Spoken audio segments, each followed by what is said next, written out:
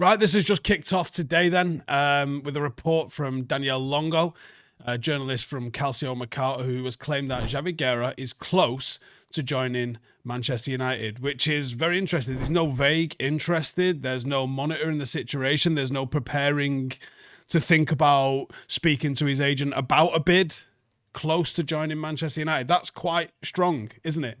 Now, interestingly, this is one of the players that I plucked out of my arse and did a scout report on about 2 weeks ago. So here's what I said in that. Now, when you look at how he would fit in a 3-4-3, that occasionally shifts to a 5-4-1 out of possession. We have a high defensive line.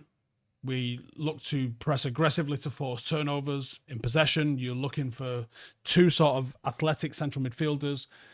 One tasked a little bit more with that ball playing, and one tasked a little bit more with doing a bit more of the running. Both required to cover ground. Both required to receive the ball under pressure. Both required to progress the ball vertically. Try and find those inside forwards. Try and find those wing backs. Amorim's system at Sporting prioritised those quick transitions, the numerical superiority in midfield, dynamic movement. Wing backs give you the width and the depth on the pitch by pushing forward. So midfielders have to blend defensive intensity, progressive passing, and doing so in a manner that probably was exemplified by Hjulmand more than anybody else, really. It's a demanding yet structured setup for a midfielder. So does he fit that? Well, Guerrera's skill set does align with Amorim's 3-4-3. Probably more as the number 8, with Ugarte being the more kind of number 6. Those progressive passes, 4.2 of them per 90, really help facilitate Amorim's desire to play vertical, feeding players like Bruno, if he was played ahead of him, or the wing backs, or the 9.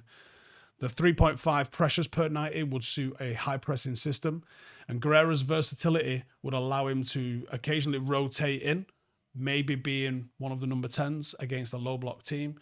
He only got 2 goals this season, but they came from sort of late darts into the box. That could add a bit of a scoring threat to us if we need it. The composure, as we spoke about a second ago, absolutely fits Amorim's need for someone that's reliable when it comes to possession. Could potentially reduce Bruno's creative burden. And he could probably emulate what we've seen from Pedro Goncalves' hybrid role at Sporting, where there's tactical flexibility in a bit more of a box midfield that, you know, maybe even looks like a 3-1-6 when you're in possession. 50% aerial duel success rate, though. I can't ignore that. I'm just confused by it because he's physically so big. And you look at him, you know, he would easily start to resemble a Rodri, for example, but where he should be able to hold his own visually, he's struggling with that. So I don't know if that would improve, transitioning from the 4-3-3 that Valencia played to the 3-4-3 that we would play. There would be required learning for a new role. The central combinations, the wing-back support, there would also be competition for his position with probably Menu, Casemiro, with Ugarte. That might benefit him. He can come into the team and come out of the team.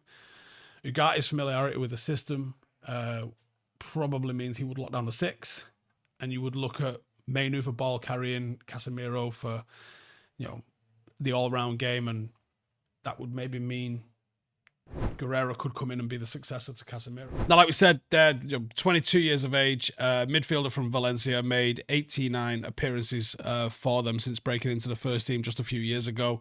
According to Longo, we've identified him as the replacement for Christian Eriksen, obviously leaving this summer. It's expected to be somewhere in the region of 25 million euros, which on paper is absolutely ridiculous. Smart, mid-budget move, cheap even, for a player that's very, very technically sound. But it's not as simple as that. Fabrizio Romano's kind of come out and sort of contradicted it a little bit at least. Anyway, he's not directly addressed it. He said, Manchester United are focused on the Bryan Mbeumo deal. No agreement with Brentford last week, but we keep working on it and Bryan keeps giving priority to a move. Now, he doesn't directly mention Guerra.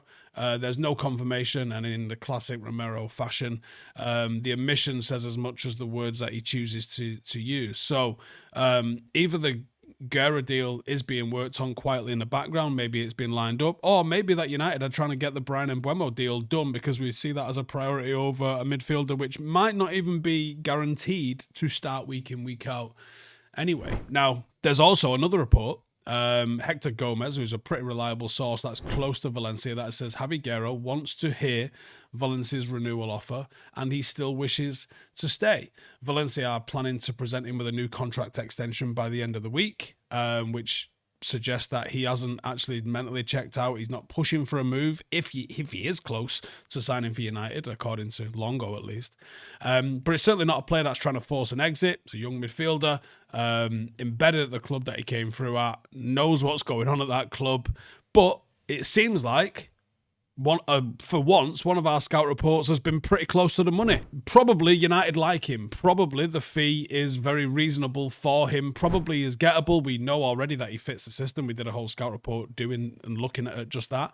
But he's also not desperate to leave, and maybe that United have got other priorities like getting an Mbeumo over the line, or maybe even advancing and developing the Calvert-Lewin one. But either way, I'm here for it, because for the last 4 or 5 weeks, basically since we went gadoosh with Cunha, it seems like everyone at United involved in transfers went on holiday. It honestly feels like everyone had the entire month of June off. So here we are, 7th of July. United are getting back in the mixer and things are starting to progress. We had the Ollie Watkins things breaking a little bit towards the back end of last week. We've had the Calvert-Lewin things going off a little bit this morning. This comes literally out of nowhere and I'm here for it. And hopefully these are the sorts of deals that we get through. Smart, technically gifted, nicely identified transfers that just come in, they get a little bit of heat and then they're done. That I'm absolutely here for. And this is a good little player. Like I said, I already did a scout report on him a couple of weeks ago. We've looked into him. He's 6 foot tall, would play in a sort of, either defensive midfielder or box-to-box kind of role. He is an under-21 international in Spain. Nice age, elegant on the ball, good vision, good tackling, good ball recovery, makes runs it forward. He's not flashy, he's tidy, he's intelligent, he's versatile. It's the sort of one that you could see Amorim moulding into a midfielder that starts and presses and takes a step up to the next level. The reason he's at a cheap price is because he's not a world superstar at the moment, but he is absolutely a dynamic replacement for a Christian Eriksen, a long-term replacement for Casemiro, someone that you could easily see being the ball-progressing midfielder that Manchester United are looking for in midfield, and someone that I think is absolutely equipped to handle the physical demands of the Premier League. We already know he's able to operate in tight spaces. You know that he could press. We know that he can rotate. We know that he can build up. And he can also play the ball quickly going forward as well. For me, like I wouldn't have done a scout report on him literally 2 weeks ago if he wasn't someone that fit that profile. We know that he'd be comfortable in this team. Buzzing to see United getting linked with one of the random ones that we do, rather than us just seeing him go sign for Dortmund or Brighton or someone like that. And you're sitting there going like, well, who is he? He's a little bit like João Palhinha, really, like a budget version of him. And how many of you would like a João Palhinha at United? Could you see him fitting in? Yeah, well, okay, well then this kid will fit in as well. Either way, nice. Bit of news. Loving it. 2 bits of news today. We are on a roll. I might just fuck off early. Call it a day. See you in a bit. Hey, thank you for watching the video. If you are new around these parts, then don't forget to subscribe. My channel is proudly supported by my community on Patreon. If you'd like to get a little bit of extra content, a Discord group, meetups, 5-a-side games, weekly podcasts, behind the scenes, and even an occasional bit of transfer news as and when I get it, then for the price of a pint, you can show your appreciation for the content that we make and get some goodies for doing so as well. Check the link in the description or click the button right here. You'll also find all of my socials here too if you want to follow me on any of those platforms. Nice one.